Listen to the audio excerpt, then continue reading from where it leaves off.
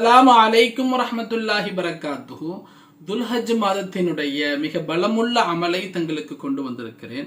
சிலருடைய வாழ்க்கையில நம்ம பார்க்கும் பொழுது அவர்களுடைய வாழ்க்கையினுடைய உச்சம், அவர்கள் வாழ்வினுடைய அமைப்பு, இது அல்லாஹ் அவர்களுக்கு எப்படி தர்றான், எந்த அடிப்படையில அவங்களுக்கு இந்த செல்வ செழிப்பான வாழ்க்கை கிடைக்கிறது, எந்த அடிப்படையில இப்படி ஒரு நிம்மதியான வாழ்க்கையை வாழ்றாங்க, இந்த அடிப்படையில ஒரு வெற்றிகரமான வியாபார சூழல் அவங்களுக்கு அமைஞ்சிருக்கு, தொடர் வியாபார அமைப்பு எப்படி இருக்கு அப்படிங்கிற ஒரு கேள்வி நமக்குள்ள எழலாம். அப்படி ஒரு வெற்றிகரமான வாழ்க்கை வாழ்ந்து கொண்டிருக்கக்கூடிய ஒருவர் செய்த ஒரு அமலின் காரணத்தினால் அவங்க வாழ்க்கை மாறி இருக்கு. அமலை நமக்கு கற்றுத்தரக்கூடிய ஷேக் அவங்க ஒரு தனக்கு அறிமுகமான ஒரு நபருடைய வாழ்க்கை சம்பவத்தை நமக்கு குறிப்பிடுறாங்க. ஒரு பிரைமரி ஸ்கூலினுடைய டீச்சராக இருக்கக்கூடியவங்க, அவங்க வாழ்க்கையில் அவங்க திருமணத்திற்கு பிறகு கடுமையான ஒரு வீழ்ச்சியை சந்திக்கிறாங்க. அவங்களுடைய வீடுகளை விற்கக்கூடிய சூழ்நிலை ஏற்படுது, வியாபாரத்தை கடையை விற்கக்கூடிய சூழ்நிலை ஏற்படுது. அவங்க ஒரு பிரைமரி ஸ்கூல் டீச்சராக இருக்கிறாங்க. அப்ப அவங்க ஊருக்கு வெளிப்புறமாக, ஊருக்கு கொஞ்சம் வெளிப்பகுதியில ஒரு பேப்பர்ஸோடையோ அல்லது பேப்பர்ஸ் இல்லாமையோ ஒரு வீட்டை ஒன்று வாங்குறாங்க. ஒரு வீட்டை காலி செஞ்சு வந்திருக்காங்க இல்லைங்களா.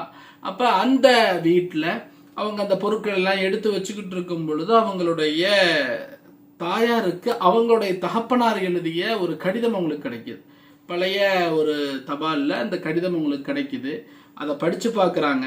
இப்போ அவங்களுக்கு ஒரு அமல் சொல்லித்தரப்பட்டிருக்கு. துல்ஹஜ் மாதத்தினுடைய ஒரு அமல் அதில் குறிப்பிடப்பட்டிருக்கு, மகளே, கடுமையான சிரமம் உனக்கு ஏற்பட்டால், வாழ்க்கையில உனக்கு மிகப்பெரிய தேவை ஏற்படும் சமயத்தில் இந்த அமலை நீங்கள் செய்து கொள்ளுங்கள் அப்படின்னு சொல்லி அவங்க தகப்பனார், இவங்க படிக்கக்கூடியவங்களுடைய தாயாருக்கு அவங்களுடைய தகப்பனார் எழுதின அந்த கடிதம் கிடைக்குது.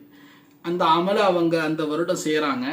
துல்ஹஜ் மாதத்தினுடைய 1ஆம் பிறையிலிருந்து 13ஆம் பிறை வரை செய்யக்கூடிய அமல் இது. ஒருவேளை நீங்க பார்க்கக்கூடியவங்க இப்ப பார்க்கும் பொழுது இதை ஒரு 3வது பிறையிலையோ 5வது பிறையிலையோ பாக்குறீங்க அப்படின்னு சொன்னா, இப்போ 5 பிறை வரை மொத்தமாக ஒரு நாளைக்கு ஓத வேண்டியது எல்லாத்தையும், 5 பிறை வரைக்கும் ஓத வேண்டியது எல்லாத்தையும் ஃபர்ஸ்ட் நாள் ஓதிடணும். அதுக்கப்புறம் 13வது பிறை வரை இதை நிறைவு செய்யணும். நம்மள துல்ஹஜ் 13 வரை தாங்கள் செய்து கொள்ளலாம். இந்த அமலை அவங்க செய்ய ஆரம்பிக்கிறாங்க. அவங்க சொல்றாங்க, நான் என்னுடைய வீட்டினுடைய கீழ்ப்புறத்தில் சிறிய அறை இருந்துச்சு.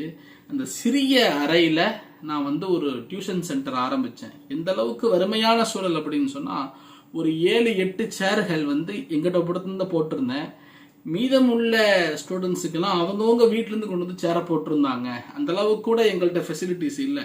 மிக கடுமையான சிரமத்தில் நாங்கள் அதை ஆரம்பித்தோம். ஒரு வருடமானது. அந்த ஒரு வருடத்தினுடைய நிறைவின் சமயத்தில் 17 அகாடமிகளாக எங்களுக்கு உருவாயிருந்துச்சு. இப்படி ஆரம்பித்தோம். அடுத்த 2 மாதங்களேயே மாற்றம் ஏற்பட ஆரம்பித்தது. சிறிது சிறிதாக எங்களுடைய அகாடமிகள் வளர்ந்தது, கல்வி ஸ்தாபனங்கள் வளர்ந்தது. 17 அகாடமிகளை அவங்க அந்த நகரத்துக்குள்ள அவங்க வச்சிருக்கிறாங்க. இப்ப சொல்றாங்க, நான் ஒவ்வொரு நாளைக்கும் ஒரு அகாடமிக்கு போய் நான் பார்வையிடுறேன். என்னுடைய பொருளாதாரத்தை நான் எப்படி செலவு செய்வது என்பது தெரியாமல் இருக்கிறான். எனக்கு அந்த அளவுக்கு கொடுத்துட்டான். இதை செல்வ செழிப்புக்கு மட்டும்தான் பயன்படுத்தணுமா? இல்ல, எல்லா தேவைகளுக்கும் இந்த அமலை தாங்கள் செய்து கொள்ளலாம். குழந்தை தேவை இருக்கிறதா, தாராளமாக இன்ஷா அல்லாஹ் இதை செய்து கொள்ளலாம். வாழ்வினுடைய ஏதாவது பெரும் நோய்களில் இருந்து பாதுகாப்பு வேண்டுமா, இதை செய்து கொள்ளலாம். சொந்த வீடு வேண்டுமா, இந்த அமலை தொடர்ந்து செய்து துஆ செய்யலாம். அமலை நேரா பார்த்துருவோம். இஷாவினுடைய தொழுகைக்கு பிறகு அப்படியே உட்கார்ந்து இந்த அமலை செய்ய ஆரம்பிச்சிடணும். இஷா தொழுது சலாம் கொடுக்குறோம். சலாம் கொடுத்துட்டு இந்த அமலை அப்படியே செய்ய ஆரம்பிச்சிடணும். வேற ஏதாவது வசீஃபாக்கள் நீங்க செய்யறவங்களாக இருக்கிறீங்க, ஓதிட்டு இருக்கிறீங்க அப்படின்னு சொன்னா தாராளமாக இந்த அமலோடு அதையும் சேர்த்து செய்து கொள்ளலாம். முன்னாகவோ பின்னாகவோ ஓதிக்கொள்ளலாம். சிறந்தது இஷாவினுடைய தொழுகை சலாம் கொடுத்தோன்னே இந்த அமலை செய்ய ஆரம்பிச்சிடணும்.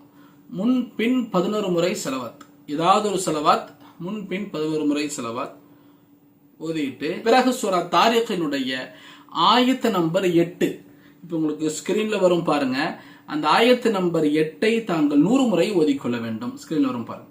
இன்னஹு அலா ரஜ்இஹி லகாதிர், இன்னஹு அலா ரஜ்இஹி லகாதிர், இன்னஹு அலா ரஜ்இஹி லகாதிர். இதனுடைய அர்த்தம் என்னன்னு தாங்க தெரிஞ்சுக்குங்க. இன்னஹு திட்டமாக அந்த அல்லாஹ், அலா ரஜ்இஹி அதனை மீட்டு தருவதில், லகாதிர் சக்தி உள்ளவனாக இருக்கிறான். அந்த விஷயத்தை மீட்டு தருவதில் அல்லாஹ் சக்தி உள்ளவன் என்ற அர்த்தம் கொண்ட ஒரு அற்புதமான ஆயத்து. இந்த ஆயத்தை தாங்கள் 100 முறை ஓதிக்கொள்ளுங்கள்.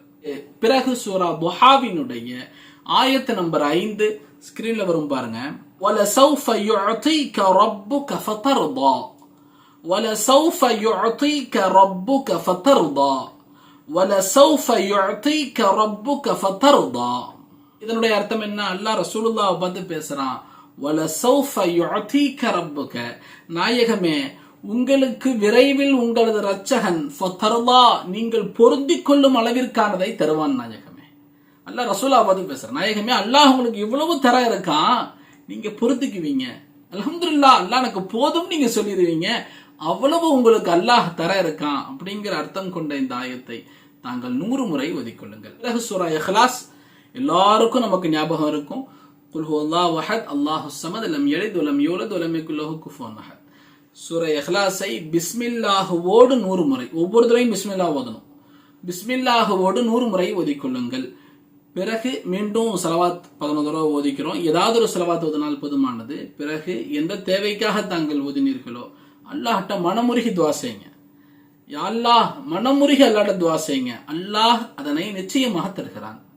நிச்சயமாக அல்லாஹ் அதனை தருகிறான். என்னுடைய ஒரு மஷூரா உங்களுக்கு என்ன அப்படின்னு சொன்னா, பொதுவாக துவாக்கள் சம்பந்தமாக, அதுவும் குறிப்பிட்ட இந்த மாதிரி அமல்கள் சம்பந்தமாக நம்ம துவா செய்யும் பொழுது அந்த துவாக்களை எழுதி வைக்கக்கூடிய பழக்கம் உள்ளவர்களாக நம்ம இருக்கணும்.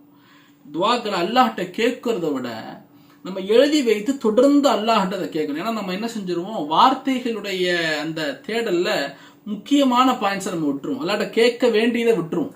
அதை நம்ம எழுதி வைத்து கேட்கும் பொழுது அந்த வார்த்தைகள் தொடர்ந்து அல்லாஹ்ட்ட கேட்கப்படும். அந்த வார்த்தைகளை சரியா நம்ம உச்சரிச்சிருவோம், அல்லாஹ்ட்ட கேட்டுருவோம். அது நம்முடைய சிந்தனை தானே. முழு கவனத்தோடு அல்லாஹ்ட்ட அந்த தேவையை கேட்கக்கூடியவர்களாக நம்ம இருக்கணும். இது என்னுடைய ஒரு சின்ன சஜஷன். முடிஞ்சா செய்து பாருங்க. இல்ல நம்ம நார்மலா துவா செய்யறோம், நம்ம தேவைக்காக துவா செய்யறோம், அல்ஹம்துலில்லாஹ், மனமுருகி அல்லாஹ்விடத்தில் துவா செய்து கொள்ளுங்கள். அல்லாஹ்ட்ட தொடர்ந்து துவா செய்றீங்க. இன்னும் ஒரு முறை சொல்லிக்கிறேன், உதாரணத்துக்கு தாங்க. இதை ஒரு 5வது துல்ஹஜ்ல பிறையில பாக்குறீங்க அப்படின்னு சொன்னா, இந்த செட் முன் பின் 11 முறை, நடுவுல இந்த 3 அமல்களையும் 100 முறை ஓதணும் இல்லைங்களா? இதை அப்படியே 5 முறை ஓதிக்கணும். 5வது பிறையில நீங்க பாக்குறீங்க அப்படின்னு சொன்னா, 7வது பிறையில பாக்குறீங்கன்னா அப்படியே 7 முறை ஓதிக்கணும். இல்ல இன்னையில இருந்து இந்த அமல் நீங்க செய்ய போறீங்க அப்படின்னு சொன்னா, ஒருவேளை நீங்க இது 2வது பிறையிலையோ 3வது பிறையிலையோ பாக்குறீங்க அப்படின்னு சொன்னா, அப்ப 2 செட் ஓதிட்டு அந்த பிறைக்கானது அப்படி ஓதிக்கணும். 13 பிறை வரை இதை தொடர்ந்து ஓதணும். அதற்கு பிறகு அடுத்த 1 வருடம் அற்புதமான 1 வருடமாக இன்ஷா அல்லாஹ் இருக்கும். அல்லாஹு தஆலா தாங்கள் எந்த நோக்கத்திற்காக அந்த துஆவை செய்தீர்களோ நிச்சயம் தருகிறான், தந்தே தீருகிறான். வாழ்க்கையில் மிகப்பெரிய மாற்றத்தை அல்லாஹ் தருகிறான். மேலும் தாங்கள் குழந்தை செல்வத்திற்காக இதை ஓதுவீர்களேயானால் பிற 7, 8, 9 இந்த நாட்களில் குழந்தைக்காக தாங்கள் துஆ செய்து கொள்ளுங்கள். பிற 7, 8, 9 துல்ஹஜ்னுடைய பிற 7, 8, 9 இந்த பிற 7, 8, 9 தான் ஹஜ்ரத் இப்ராஹிம் அலைஹிஸ்ஸலாம் குழந்தை செல்வத்துக்காக அல்லாஹ்ட்ட துஆ செய்திருக்காங்க. துல்ஹஜ் மாதத்தினுடைய 7, 8, 9 தாங்க துஆ செய்து கொள்ளுங்க. அல்லாஹ் சுப்ஹானஹு வ தஆலா எந்தவெல்லாம் நம்ம இதில் கேட்கிறோமோ கொடுப்பதற்கு தயாராக இருக்கிறான். இஷாவிற்கு பிறகு ஒரு 13 நாட்கள், அடுத்த 1 வருடத்தினுடைய நல்வாழ்க்கை. அல்லாஹ் சுப்ஹானஹு வ தஆலா இந்த அமலை செய்யக்கூடிய பாக்கியத்தை நமக்கும் நமது குடும்பத்தார்களுக்கும் தந்தல் புரிவானாக. அல்லாஹ் சுப்ஹானஹு வ தஆலா இந்த துல்ஹஜ் மாதத்தினுடைய பரிபூர்ணமான பரக்கத்தையும் நன்மையையும் அபிவிருத்தியையும் அவனது பாதுகாப்பையும் நமக்கும் நமது குடும்பத்தார்களுக்கும் தந்தல் புரிவானாக. கடந்த வருடங்கள்ல நம்ம பதிவிட்ட துல்ஹஜ் மாதத்தினுடைய வீடியோஸை இந்த வீடியோவினுடைய கடைசியில என் ஸ்கிரீன்ல நான் பின் செய்யறேன். மேலும் தங்களுக்கு ஐ பட்டன்லையும் கொடுக்குறேன், டிஸ்கிரிப்ஷன்லையும் கொடுக்குறேன், ஃபர்ஸ்ட் கமெண்ட்லையும் கொடுக்குறேன். இன்ஷால்லா அதை பார்த்து கொள்ளுங்க.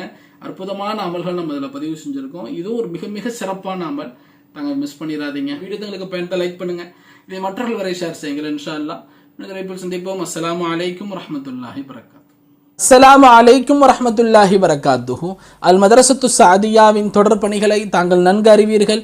சமுதாயத்திற்கு பயன்படும் வகையில் ஆலிம்களையும் ஹாஃபில்களையும் உருவாக்கும் நோக்கில் செயல்பட்டு வருகிறது. மதரசா மாணவர்களின் உணவு செலவு, உஸ்தாதுமார்களின் சம்பளம், மேலும் மருத்துவ செலவுகள் என அனைத்து செலவுகளும் பொதுமக்களுடைய உதவியை கொண்டே நிகழ்ந்து வருகிறது. ஜக்காத், சதகா மற்றும் நன்கொடைகளை மதரசாவிற்காக வேண்டி தந்துதவும்படி தங்களை அன்போடு கேட்டுக்கொள்கிறோம். ஸ்கிரீனில் தெரியக்கூடிய இந்த நம்பருக்கு தாங்கள் மதரசா என்று மட்டும் வாட்ஸ்அப் செய்தால் போதுமானது. விவரங்கள் தங்கள் வரை அனுப்பி வைக்கப்படும்.